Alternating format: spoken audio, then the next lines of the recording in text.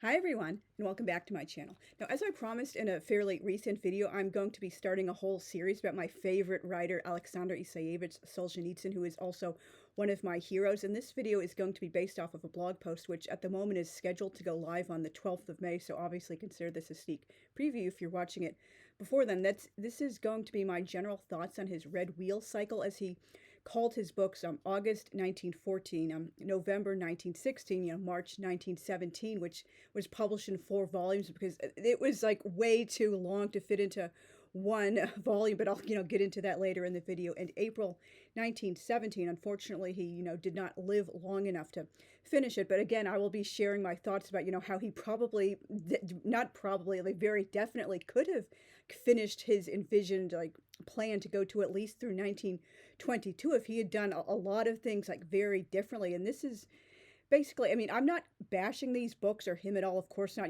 God forbid. This is just going to be explaining why I do not recommend his Red Wheel cycle at all for people who are just getting into either him as a writer, Russian literature, Russian historical fiction, anything Russian related in general, because they are just so overwhelming and intense, not at all what anyone needs to have for their first ever experience with him. Because so many times, just forget books, it can just be an actor or a certain genre of film or a band or anything like that. If your first experience is something that's best saved for hardcore fans, or further along, or at the very end of your fandom journey, getting to know that person or people, it can frequently turn you off, and you're going to say wow, I don't understand what's the big hullabaloo about this writer or band or singer or whoever. I didn't like this whatever at all, and you're not going to try again, or maybe you'll even bash that person or band or whoever, whatever, to other people. But so starting with the right first book is so important. And of course I will be getting further into what I do recommend, but let's just get the, I'm not going to call them duds so much, but let's just get the don't recommend at all for newbies out of the way. And so, given everything Aleksandr Isayevich has meant to me for almost 30 years, December 29th, 1995 is the day I discovered him and immediately fell in love with him as my favorite writer. And what a massive influence he has had on my life in writing all those decades. Wow, I just can't, it's hard to believe, almost 30 years. It just almost feels like he's always been a part of my life. And so anyway, it genuinely pains me to have to give any of his books less than stellar ratings. However, I'm a big believer in being honest about our favorite writers, actors, bands, artists, or whoever. Mindlessly giving automatic 5-star reviews to everything they've ever done is extremely childish and sycophantic. Why do people do that? It's just, I can't take people seriously if they do that. It just doesn't even feel like genuine praise. It's just, oh wow, he's the greatest. How could he do anything wrong? Of course I give this 100 stars. How do you review a classic? Maybe you can start by taking off the rose-colored glasses and being honest about genuine weaknesses a book or an album or a film might have. Even the greats can produce duds. The Red Wheel cycle, which Aleksandr Isayevich loftily envisioned as spanning 1914 through at least 1922, when the Soviet Union officially began, was his grand magnum opus, the masterwork he spent much of his 20-year exile researching and writing. And he lived in Cavendish, Vermont for 18 of those 20 years. And that was, well, I mean, of course, he went out and met some people and stuff, but he never learned how to speak English. But most of those 18 years he was living in Vermont, he was neck eyeball deep in the research and the writing of these books. He was basically one tract minded. What else did he have to do during all those years he was in exile, besides he wrote other things too, but this was his number one obsession and focus. But because of its uncontrolled sprawling scope, to say the very, very least, he only completed 4 books.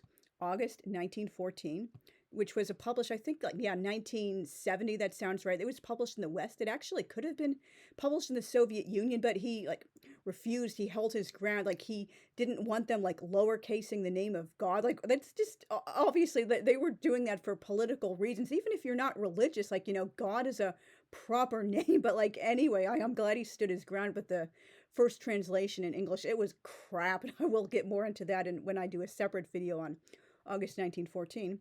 So the other books, November 1916, March 1917, and April 1917.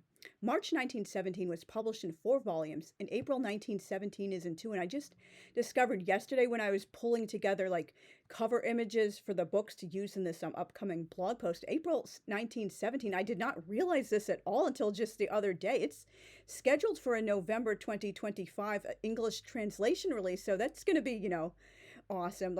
And I did see on Russian Wikipedia he completed like some parts of later books, or maybe not like, he didn't complete any entire books, but he did, complete bits and pieces here and there. So who knows, maybe at some point in future they will, publish some kind of like anthology or something of, like bits and pieces of the things like he had, unfinished for the future books. I'm sorry, I'm rambling. I'm going off script. Aleksandr Isayevich seems to have been trying to write an early 20th century version of War and Peace. Like, what writer hasn't, aimed high and trying to do their own War and Peace? But he failed to accomplish what Tolstoy did. I really, really enjoyed War and Peace. I'm still to this day, I feel kind of bad. It took me 19 days to read it. I was expecting I would plow through that baby in 2 weeks tops. Despite War and Peace having some boring chapters that could have easily been cut without the story losing anything, like, for example, the hunting chapters, like, who cares?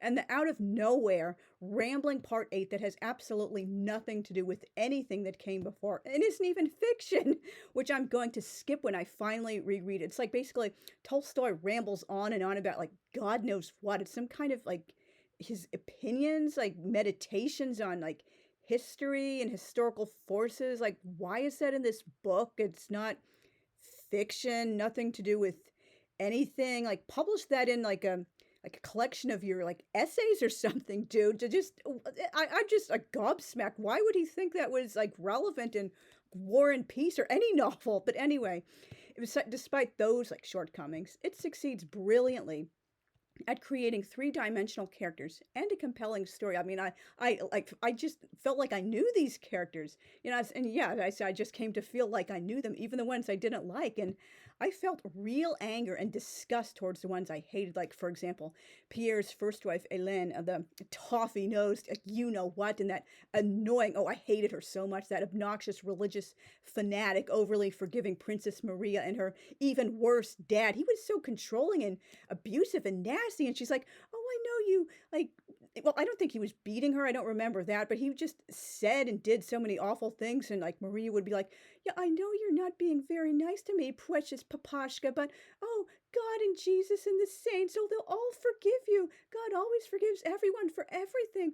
Why should I think bad thoughts about someone who's being mean to me? Because I have to be the bigger person in this overly pious, cartoonishly perfect, saintly, Orthodox Christian. I hated both Maria and her dad, and I hated Maria's dad so much. I was actually hoping he would lose his last remaining marbles when Napoleon and the French invaded and like ride off to battle and get killed in action. I hated him that damn much, Oh boy, I should do a whole video about that book. But anyway, getting back on topic.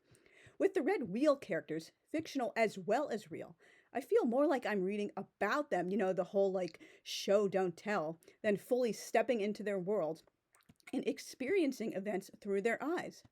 Aleksandr Isayevich spent so much time researching, he forgot to put the same amount of effort into crafting a sweeping story to go along with it. And again, like, I'll get more into this in future videos. I mean, I don't want to, play armchair psychologist, particularly because I don't even have a degree in psychology, although I did take classes and was pre-psych major for a while. But I just can't help feeling maybe like being fairly like isolated in Vermont for those 18 years, not really interacting with outside world because he didn't like speak English, and like that was basically all he did, like write and research and stuff. That had to have done something to his mind. So like maybe like his like thought process was like shifted along the way, and that's why these like books ended up like so long and rambling, and which not like didn't really focus on like one or two like major sets of characters and tried to do all these like things in the same book. But like anyway, we'll discuss that in future. I absolutely love reading and writing door-stopping historical sagas with large ensemble casts spanning many years. However, those kinds of books take very careful planning and plotting. And in fact, I've said in I don't remember if I've said this in videos, but I've definitely said it in blog posts. My books that I wrote and planned at deliberate saga length, I actually put a lot more care and effort and detail into planning out the chapter by chapter notes and events and such that I then I put into my shorter Atlantic City books, which their original drafts were some of them were only some of them weren't even 50K. They were really short. So I sometimes people just naturally succeed in writing much longer books than they do at the shorter form. And so anyway, Aleksandr Isayevich could have easily taken his cycle through 1922 and well beyond. Let's even into the World War II if he'd thought things through. If he'd had a better grasp on how best to structure such a mammoth undertaking, even a deliberately saga-length book needs to be as tight as possible, with every character, scene, line, chapter, even word and storyline serving a purpose. Aleksandr Isayevich wasn't a historical novelist, and he wasn't a historian either. I say this not as an insult, but a basic fact. That's just how it was. He soared when he wrote fiction based on his own experiences and, of course, his memoirs and things about his own life, but fumbled when he dove deep into a genre he demonstrated no familiarity with. A writer who wants to try something new needs to take time reading widely in that genre, and also ideally having at least one or two, crit partners or beta readers who know that genre. Maybe they write it themselves, just someone who can tell you, okay, you're doing this right, keep on that track. This is really good. A strength is emerging. Or I don't think you really understand certain conventions. I'm not saying you're a bad writer, but you just need to work on this. Maybe hear it XYZ, here are 5-10 really good books I would recommend if you want to see how you do whatever right, and to understand why you're not really on the right track yet in that. I would make a fool of myself if I, for example, wrote epic high fantasy, since I don't know it from Adam. And even within my own genre of historical fiction, for example, I know almost nothing about Korean history or any country in South America or the Caribbean. So if I started writing historicals about any of those places, I would look really stupid, because I know almost nothing about those eras and settings. So you need to take more time doing research. And also, he wasn't trained in history in university either. He did math and physics. So basically a STEM guy, and just got into writing. I mean, of course he did both well, but again, history it wasn't his thing. August 1914 was the first time I didn't fly through one of his books. I believe I started reading it New Year's Eve in 1999, if I'm remembering correctly. That seems I'm 99.999% sure I began reading it then. At the time, I assumed it must be because this was the original, incomplete, garbage translation, which he later ranted about, by Michael Glenny and his students. Sorry, not sorry. I do not recommend anything Michael Glenny translated unless it's your only option. And even then, I would strongly, very strongly urge you to seek out as soon as possible a much better, different translation. He was just an ass. But when I started November 1916, a year or so later, I was so thrilled to see it at the bookstore. I had the same problem, so much so I DNF'd it and didn't come back for quite a few years, probably at least 5 years. I think I would have to look up the date on when I reviewed it on Amazon, but it was a long time until I tried to felt oh, I better get through it. Maybe it'll be different. Maybe I was in the right frame of mind, but it just took a while for me to feel up to trying it again. And so yeah, when I finally returned to it, the reading experience was quite the slog, even with a much better translator, Harry Willits, and nothing left out. At least it was worth it to get to the beautiful ending lines, which I have used in one form or another in several of my own books. Not the entire lines, but just the general sentiment. You can rarely decide for another that he or she should not do this or that. How can anyone forbid you to love when Christ said that there is nothing higher than love, and he made no exceptions for love of any kind whatsoever? It really is true that once writers get famous enough, sorry, not sorry, they're allowed to get away with almost anything. These books would have benefited so much from an editor. Like, did they have like any editor, or was it just basically a like a general like vague like proofreading, like checking like, oh, there's no typos in this, or maybe the formatting is a little jacked in this section, but it really doesn't seem like there was like any editor working with him at all.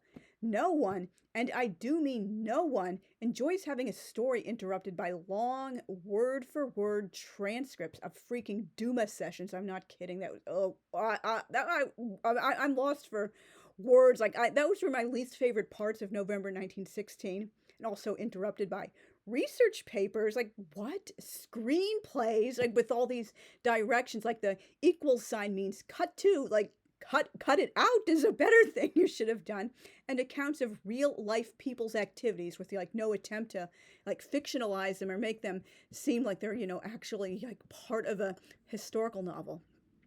It's one thing to include things like letters, journal entries, notes, and newspaper stories, both real and fictional, which I've done, myself in a number of books, to enhance the narrative when merited, like not just like, oops, I'm just dumping it on the page because like I can't figure out what to do with the characters. No, I gotta move the plot along somehow, or oh, this would be cool, I'm just gonna show off my research. No, it actually has to like work with the story and like make sense, particularly for that particular time, like in the story, why you can't convey this information or whatever through any other means, and why that's the best.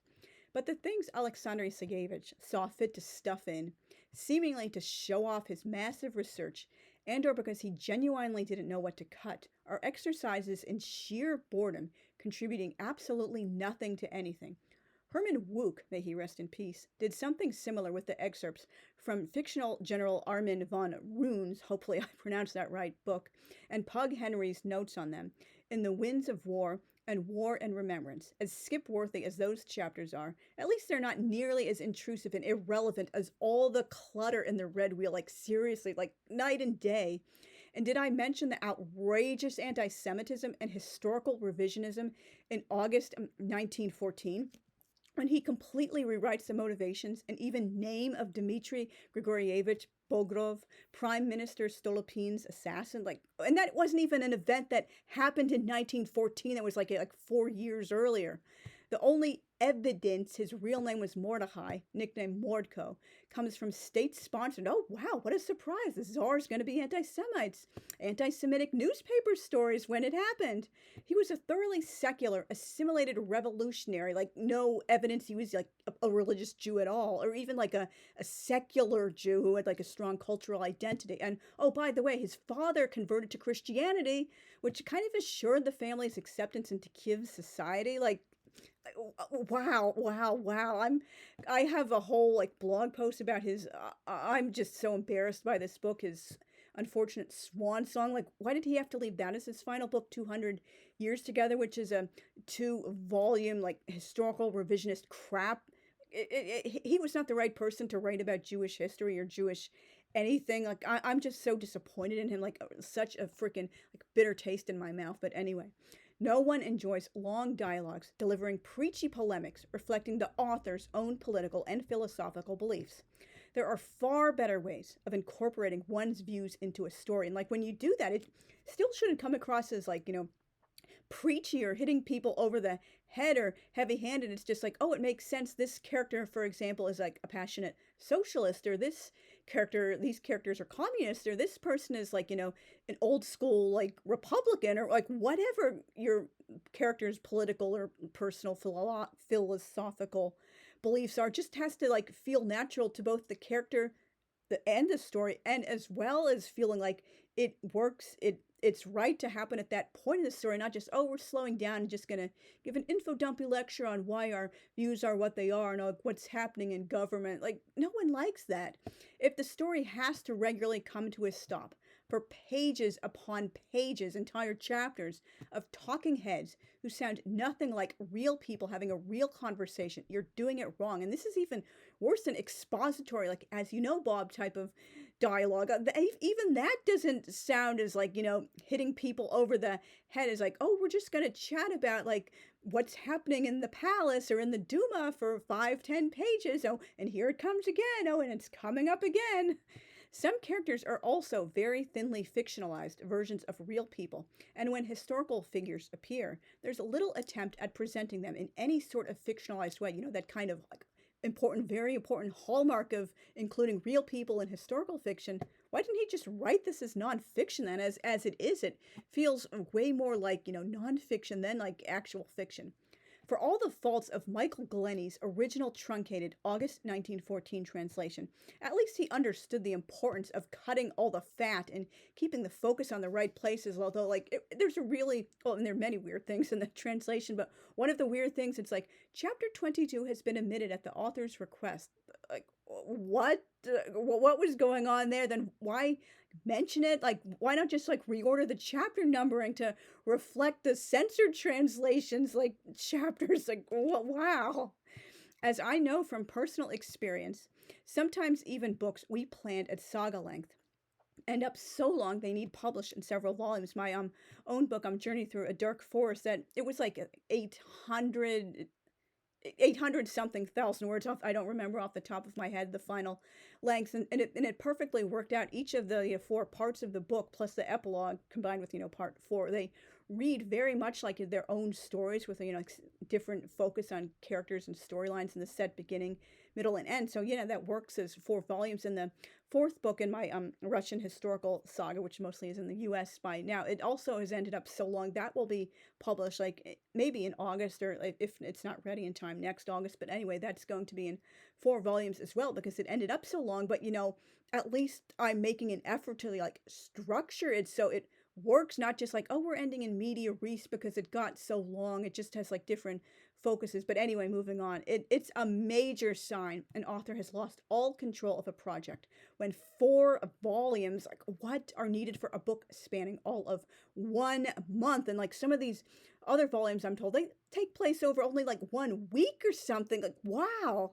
He had enough self-awareness to put things like Duma transcripts in smaller font, say they can be skipped, he almost apologizes for including them, and admit they don't really belong in a novel.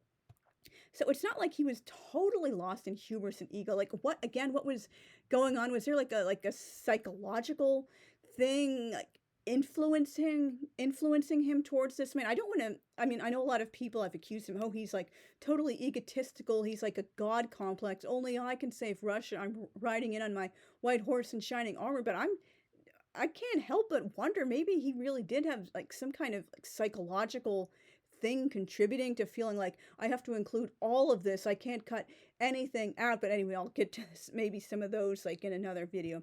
Aleksandr Isayevich, I have so much love and respect for you and always will, but you really needed an editor to steer these books in a stronger direction. Just like wow. I love him so much, but it's just, I'm not going to say these are bad books. I did give the first 2 4 stars despite all the like flaws and things that shouldn't have been in there, but it's just like he really like fumbled with these books. And so thank you guys very much for watching all the way through to the end. I'm sorry if I sounded a bit stuffy. It's kind of been a bit of, an allergy day, but I will, definitely be like doing some more videos soon. I've been like taking more breaks to work on my like writing and stuff. So thanks again for watching and see you soon. Bye.